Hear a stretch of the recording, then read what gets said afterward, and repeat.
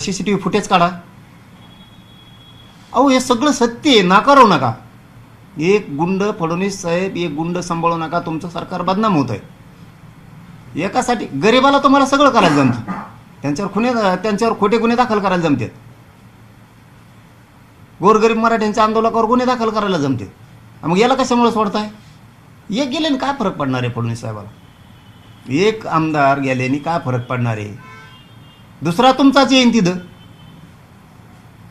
याला गुंडाला संभळू नका, नसता क्रूर कामं करत आणि पुन्हा पुन्हा तुम्हाला डागायला लागत राहील। फडणवीस साहेब तुम्हाला प्रामाणिकपणाने सांगतो, तुम्ही ऐका, तुम्ही जर त्याला याच्यातून सोडलं तर थोड्याच दिवसात तो आणखीन असले कांड त्याच्या राहिलेल्या टोळीकडून घडून आली।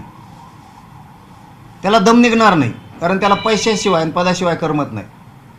इतका लालची आहे तो धनंजय मुंडे, तो आणखीन एखादं कांड करीन, राहिलेली सगळी टोळी आत घालीन पुन्हा, आणि तुम्हाला सुद्धा डॅमेज करून टाकील देव।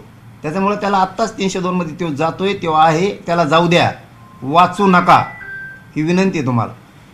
पण मग या सगळ्या प्रकरणात 302 मध्ये धनंजय मुंडे यांना घेण्यात यावं किंवा त्यांचं आमदारकी सुद्धा रद्द करण्यात यावी अशी मागणी केली जाते। या सगळ्या मागण्यांसाठी तुम्ही या पुढच्या काळात काय करणार आहात? नियोजन आहे का? आता याची पूर्वी टोळी आज जो तर मी गप नाही बसणार, त्याचं कारण पण तसंच आहे बघा, त्याचं कारण बी तसंच आहे। हे त्याची इतकी माजुरी टोळी आहे ना, ती त्याला कोणची जात कळत नाही, त्याला धर्म कळत नाही, माणुसकी कळत नाही, काय नाही, माजरडेली ती। हे सगळे लोक सारखेच आहेत, हे तांब्याभर पाणी द्यायच्या लायकी सुद्धा नाही। संतोष भैयाचा झालेला खून किती क्रूर केला ह्या बघितल्याच्या नंतर राज्यातल्या प्रत्येक जनतेचं मन त्यांच्याविषयी बदललेलं आहे, दूषित झालेलं आहे। अजिबात कोणची जनता त्यांना जवळ करीत नाही, मराठ्यांनी तर त्यांना जवळच करू नये।